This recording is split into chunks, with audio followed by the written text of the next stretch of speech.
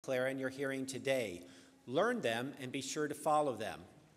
The Lord our God made a covenant with us at Horeb. It was not with our ancestors that the Lord made this covenant, but with us, with all of us who are alive here today. The Lord spoke to you face to face out of the fire on the mountain.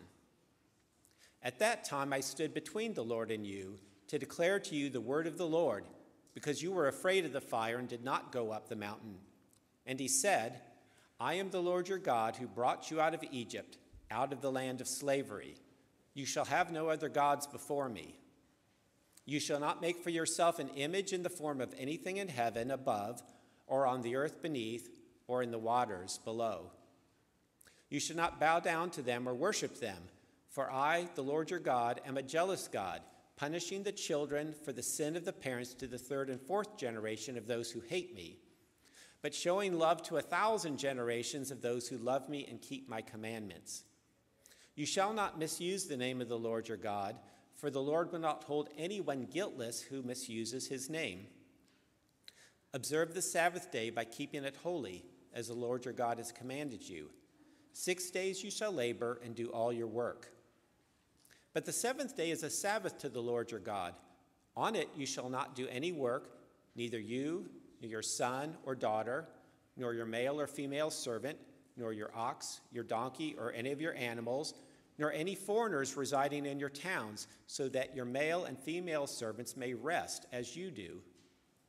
Remember that you were slaves in Egypt, and that the Lord your God brought you out of there with a mighty hand and an outstretched arm.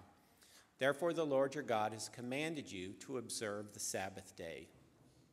Honor your father and your mother, as the Lord your God has commanded you, so that you may live long and that it may go well with you in the land that the Lord your God is giving you.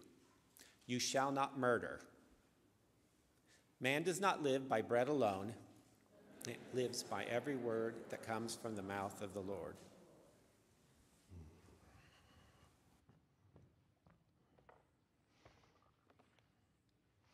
Well, now that we've passed Labor Day, I feel like officially we're into the fall season. So with that change in the calendar, just want to remind us of two things in terms of housekeeping, in terms of two resources that are at your fingertips to help you grow in knowing the true and living God. First is our Bible reading plan, which we've been doing for years. It is in every newsletter. It is in every bulletin at the bottom.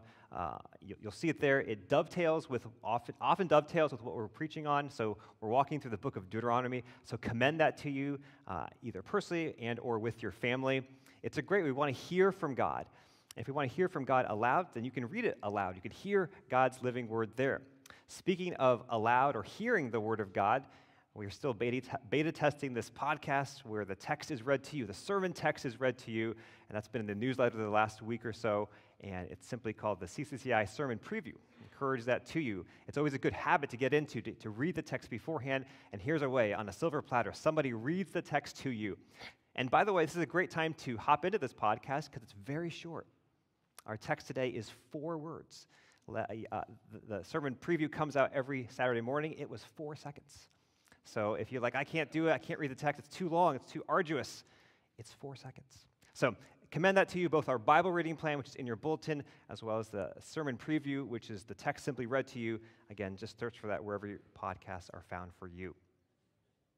Well, today we continue our series of the book, the Ten Commandments, specifically Deuteronomy chapter 5, and we continue on the second half of the Ten Commandments. You may have noticed the first 4 commandments have a theme, a vertical theme, in which we're talking about how do we honor God, no idols, here's how you worship, don't use the name of the Lord your God in vain, honor the Lord's day well. Those are the first 4. And then from 5 on, which we're now in number 6, it's really about horizontal relationships. Last week, talking about how do we honor our parents. This week, thinking about how do we have respect for another's life. Next week, respect for another's wife. The following week, respect for another's property. The 9th commandment, respect for another's reputation. And finally, respect for another's domain.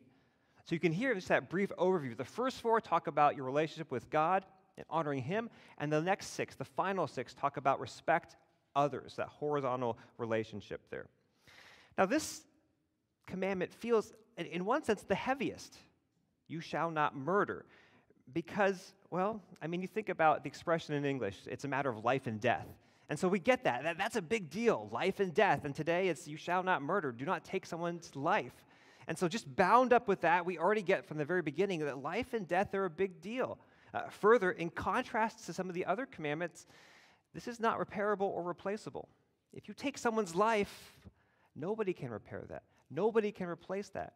In contrast, say, with the 10th commandment of wanting someone else's stuff, or the 8th commandment of taking someone's stuff, you can replace that thing that you took from them. Or, as challenging as this might be, next week we talk about adultery. Infidelity can be, Lord willing, and by His grace repaired. But life cannot be replaced. You cannot repair that. So in one sense, the 6th commandment, you shall not murder, feels super heavy. It's a matter of life and death, literally. But at the other end, if you're honest, of all the 10 commandments, I would not blame you if you're sitting here thinking, I got this one. Like all the others, maybe not so much, but this one seems so clear, it seems so stark. Just 4 words, you shall not murder. And you're thinking back to all your actions, nope, haven't murdered anyone, so we're good. Or have you? We're going to take a look at that this morning. 3 questions we want to think about. The first question is, how does the 6th commandment guide our actions? How does it guide our actions? So how does the 6th commandment, you shall not murder, Deuteronomy 5, verse 17, how does that guide our actions? It prohibits the taking of innocent life. I mean, that's just kind of the basic fundamental idea here. You shall not murder prohibits the taking of innocent life. Now, that language was chosen intentionally because I think that's what the text is sharing here. A number of weeks ago, we're doing Deuteronomy, and we're walking through Deuteronomy in our youth Bible study on Friday night, and 2 of our youth, that night we'd gone through the 10 Commandments, and 2 of our youth approached me and asked a great question. They said, look, 6th commandment, you shall not murder, what about David and Goliath? Like, they knew the account, David kills Goliath, what's going on there? What a great question. I think the 6th commandment is prohibiting the taking of innocent life. That is, except for in war. There's an exception there. Remember when Jesus meets the centurion, a soldier, his conversation with the soldier does not prohibit him from being a soldier, being potentially involved in war. It doesn't prohibit specifically justice. For example, in Genesis 9, just a few books earlier, whoever sheds human blood, by humans shall their blood be shed, for in the image of God has God made mankind. So there's some kind of guidance here regarding justice.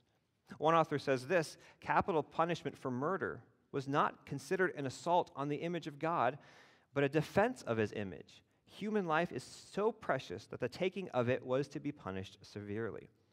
Nor does the 6th commandment apply to self-defense. For example, consider this from Exodus 22. If a thief is caught breaking in at night and is struck a fatal blow, the defender is not guilty of bloodshed. But if it happens after sunrise, the defender is guilty of bloodshed. So the idea, I think, is, look, if you don't have to kill, like if you tell in daylight what's going on, don't kill. But if you don't know, perhaps if you, could this guy in the middle of the night be an armed intruder coming to harm my family? Then self-defense is justified. So the 6th commandment prohibits the taking of innocent life. But it also commends guarding life. Now, this can be very mundane. For example, I think the 6th command affirms safety devices. It affirms warning signs like watch out, slippery when wet. I think that's an application of the 6th commandment. It affirms fences. It affirms guardrails. For example, in Deuteronomy 22, a few chapters later, you see just this, the affirmation that we want to guard life. When you build a new house, make a parapet around your roof so that you may not bring guilt of bloodshed on your house if someone falls from the roof. Now, some of you are thinking, what is a parapet? Well, there's kind of an example here. It's a little fence there at the top of a roof. And going back to the text, it's clear what the purpose is. So that people don't fall off. Because if you have a roof, which in those day and age would be flat, and somebody does fall off, you might be guilty of bloodshed. So part of the 6th commandment is putting up stuff like this. Parapets, fences, warning signs, guardrails, so that people don't get hurt. So the 6th commandment prohibits the taking of innocent life, but it commends guarding life in such mundane ways as putting up a little fence or a little wall so that people don't fall off your roof. It also involves caring for the needy, affirming life this way.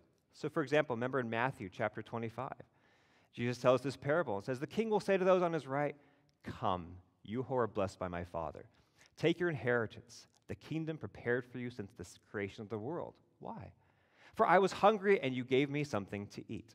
I was thirsty, and you gave me something to drink. I was a stranger, and you invited me in. I needed clothes, and you clothed me. I was sick, and you looked after me. I was in prison, and you came to visit me. But then the righteous will answer him, Lord, when did we see you hungry and feed you, or thirsty and give you something to drink? When did we see you a stranger and invite you in, or needing clothes and clothe you? When did we see you sick or in prison and go to visit you?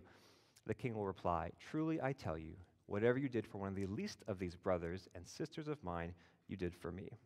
So the affirmation of caring for the needy, of caring for their life, of guarding their life, I think is an application of the sixth commandment. Those are some of the actions. So again, prohibiting taking of innocent life, but also guarding and giving and nourishing in mundane ways that might not register anything. But they also I think this also affirms things that are, heavier. So we're going to scratch the surface now of three topics that are really, really heavy. But we're just going to scratch the surface because I think these are applications or outworkings of the sixth commandment. So these are heavy, and I know that. So the sixth commandment affirms not only the prohibiting of taking of innocent life, but also affirms guarding life in mundane ways, but it also affirms guarding life in, more dramatic ways, such as suicide prevention. I have a friend who is doing ministry in a college town. It's an Ivy League college town, and that's important. He recently wrote in kind of a newsletter to some of his friends. He wrote this: because it's home to an Ivy League college, the students here also seem to constantly be striving towards achievement. One of our students described it as, everyone's a go-getter here. However, that can have dark consequences. When we were walking along the waterfalls and gorges in the neighborhood, we noticed that all the bridges have been fitted with suicide nets. Many students over the years have sadly used the beauty of these high gorges to find an escape from life. So if you're not familiar with a suicide net, here's a picture from the Golden Gate Bridge, I believe, in San Francisco. It's so that you don't jump off and commit suicide. And so we want to be affirming life and guarding our friends and family from suicide. And I always want to pause when we talk about suicide, recognizing that suicide is a reality. And maybe you've thought about suicide. You've believed lies that, the world will be better without me. No one will miss me. No, hear the truth. God gave your life. He cares for your life, and you would be deeply missed. We don't want you to do that. We care about you. And so we want to guard against that. We want to affirm life and all those around us. Bioethical issues are addressed by this as well, affirming life from womb to tomb. So, for example, abortion is not a modern issue. Abortion has been going on for centuries. In the early church, one of the church fathers, Tertullian, who wrote a well-known book called The Apology, which he defends the Christian doctrine against unfounded accusations from Roman culture. He writes this. This is years ago. I don't have it. Excuse me. I'll read it out loud. Murder being once for all forbidden, we may not destroy even the fetus in the womb. To hinder a birth is merely a speedier man-killing. Nor does it matter whether you take away a life that is born or destroy one that is coming to birth. That is a man which is going to be one. You have the fruit already in its seed. So I think the sixth commandment prohibits abortion. But we have to pause here. I know this is a very touchy subject. We have to affirm both life prenatally and postnatally. Like when you look at the political landscape, certain parties like to affirm prenatal, like, hey, we need to care for the baby in the womb, 100%. But also, I think affirming life as a result of the sixth commandment says, hey, we have to care for the baby outside the womb as well. So thinking about healthcare, home environment, and education are important as well. One more bioethical issue. So we want to care for life from womb, but also to the tomb, also guarding against euthanasia or assisted suicide. Life is precious at any age and at any stage. Now, certainly, we are just scratching the surface, but let me just add one more thought on euthanasia. I think the sixth commandment is prohibiting ending life, but it's not prohibiting ending treatment. That is to say, there may come a time in your life when your body has just broken down, and while they may be able to keep you alive technically, maybe it's time to end treatment. I think that's permissible with the sixth commandment. So I think the sixth commandment is guarding against ending life, not necessarily ending treatment. Now, certainly, all those, suicide, abortion, euthanasia, are heavy issues. And we just scratched the surface there. Hopefully that gives you some fodder for thought as you think about how the sixth commandment applies even to these issues as well. So, how does the sixth commandment guide and shape our actions? We saw that. But what about our attitudes? So I think the sixth commandment prohibits rage or anger in our words, in our emotions, or specifically in our hearts. So we don't simply keep the law by external obedience. I didn't murder anyone. No, rather, we keep this law, we fulfill this law by the internal inclination of our hearts. And this is in line with what Jesus says in Matthew 5. So in Matthew 5, Jesus says this, "Do not think that I've come to abolish the law or the prophets. I have not come to abolish them, but to fulfill them. For truly I tell you, until heaven and earth disappear, not the smallest letter, nor not the least stroke of a pen will by any means disappear from the law until everything is accomplished. Therefore, anyone who sets aside one of the least of these commands and teaches others accordingly will be called least in the kingdom of heaven. Whatever practices and teaches these commands will be called great in the kingdom of heaven. For I tell you that unless your righteousness surpasses that of the Pharisees and the teachers of the law, you will certainly not enter the kingdom of heaven." There's a lot there, but what Jesus is basically saying is we need to apply the law in its full strength. We're not looking for what one author called minimal viable obedience. No. We want to apply this in full strength. And then he goes to murder as a case study. "You have heard that it was said to people long ago, 'You shall not murder,'" quotes the sixth commandment. "And anyone who murders will be subject to judgment." Now look where he goes next. "But I tell you that anyone who is angry with a brother or sister will be subject to judgment. Again, anyone who says to a brother or sister, 'Raka,' is answerable to the court. And anyone who says, 'You fool,' will be in danger of the fire of hell. Therefore, if you are offering your gift at the altar and there remember that your brother or sister has something against you, leave your gift there in front of the altar. First go and be reconciled to them, then come and offer your gift." In other words, Jesus goes straight to the heart. Did you notice how he links the heart, disposition of anger, as a prerequisite or leading to or connected with murder? That should not be surprising. Do you remember the first murder? Well, yeah, Cain kills Abel. But look how it's described. Look at how the text describes it back in Genesis 4, and see what word keeps popping up. It's about murder, right? Yeah, but it's about something else as well. Later, she, Eve, gave birth to his brother Abel. Now, Abel kept flocks and Cain worked the soil. In the course of time, Cain brought some of the fruits of the soil as an offering to the Lord. And Abel also brought an offering, fat portions from some of the firstborn of his flock. The Lord looked with favor on Abel and his offering. But on Cain and his offering, he did not look with favor. So Cain was very angry, and his face was downcast. Then the Lord said to Cain, "Why are you angry? Why is your face downcast? If you do what is right, will you not be accepted? But if you do not do what is right, sin is crouching at your door. It deserves to have you, but you must rule over it." Now Cain said to his brother Abel, "Let's go out into the field." And while they were there, Cain attacked his brother Abel and killed him. Did you hear it? Twice in the text, Cain was angry. He was angry. So we see the disposition of his heart, and that leads to these murderous words. They don't sound too murderous, but you know what's happening. "Hey, Abel, let's go to the field." They're not going into the field to play. So we see the angry attitude, the angry heart, which spills over into angry speech and ultimately angry actions. Jesus ties murder with the heart, the disposition, the angry disposition of the heart. And sadly, we see this today. Some of you may have heard about 10 days ago or so, almost 2 weeks now, another horrible, tragic shooting in a church in Minnesota, and I was reading an article about it.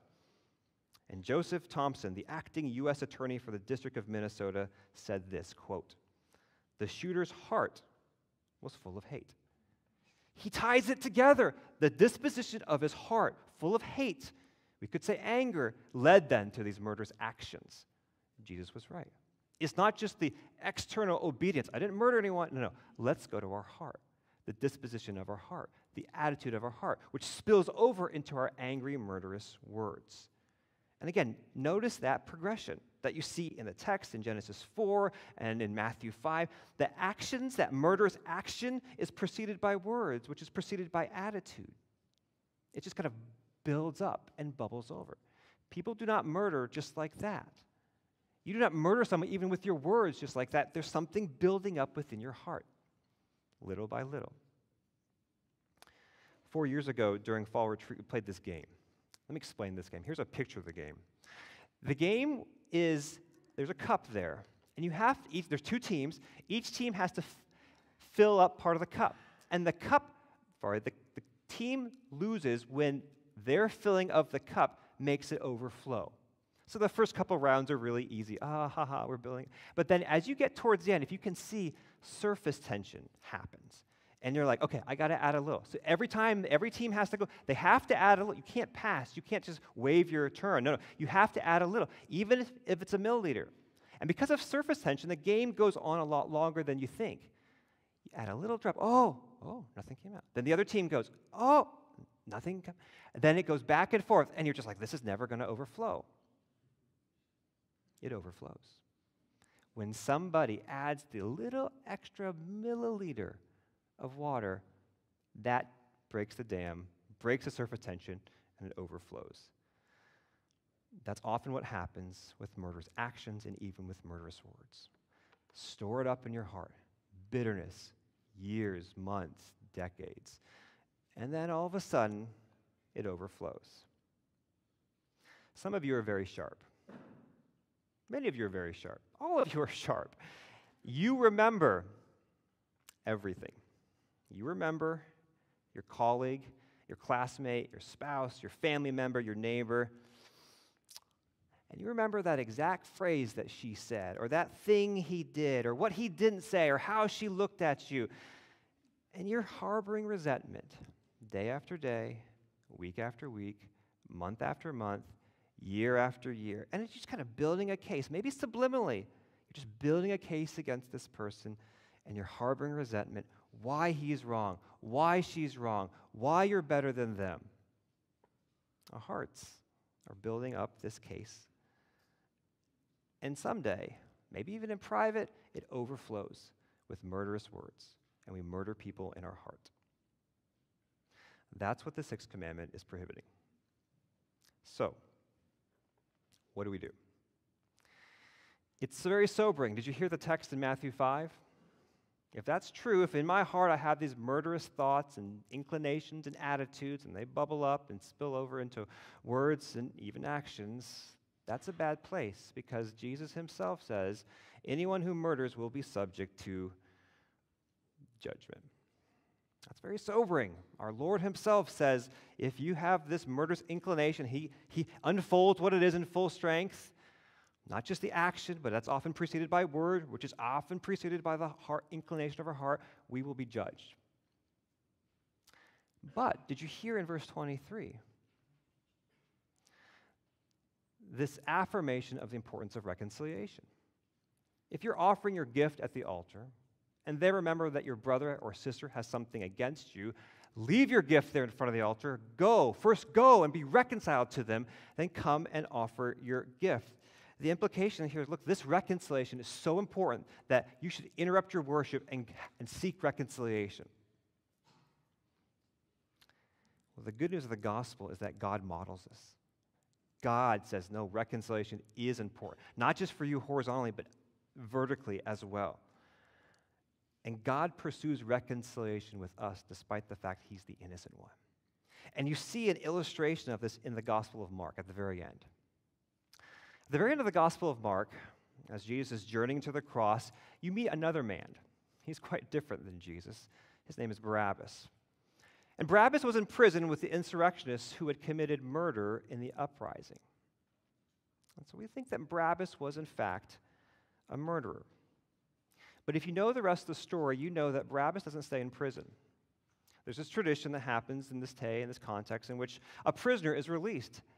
And so the authorities think, oh, you're going to want Jesus to be released, right? Oh, no. They cry for Barabbas, the murderer, to be released. And so there's this picture here of the core of the Christian faith. Here is Barabbas, who is a murderer, and he is released, but Jesus stays there, and he, in fact, is murdered himself. And so if you find yourself this morning feeling like convicted, I'm a murderer. Maybe not in my actions per se, or maybe not even in your words, but deep down you know the inclination of your heart, and you murder people all the time. Nobody knows, but you know. And you feel God gently but sweetly convicting you even now. The good news of the gospel is that Jesus was murdered for murderers. Yeah, that picture, Jesus is murdered, but Barabbas goes free, is kind of that picture here. That God pursues and values reconciliation so much that he would send his only son to be murdered, so that murderers like us, murderers like me, who turn to faith in God through Christ, find that reconciliation. And that's what we remember when we come to the table. The table our murdered Lord sets for us to remind us of reconciliation that is wrought through the cross. Jesus was murdered for murderers like us, people whose hearts overflow at times, or maybe consistently, with murderous thoughts. And that's the good news of the gospel. Let's pray together. Father, we pray that you would, through your Spirit, sweetly and gently but firmly convict us in our hearts. Whereas a few moments ago we thought, oh, this is the commandment we got. We're good.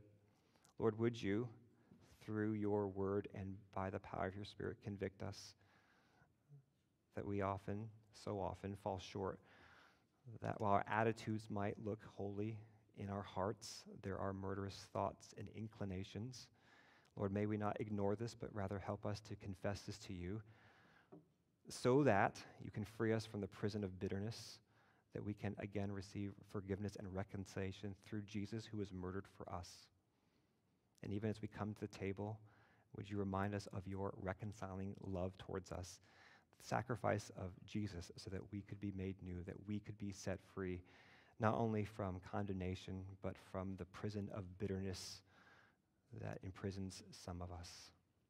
For this we ask in Jesus' name, amen.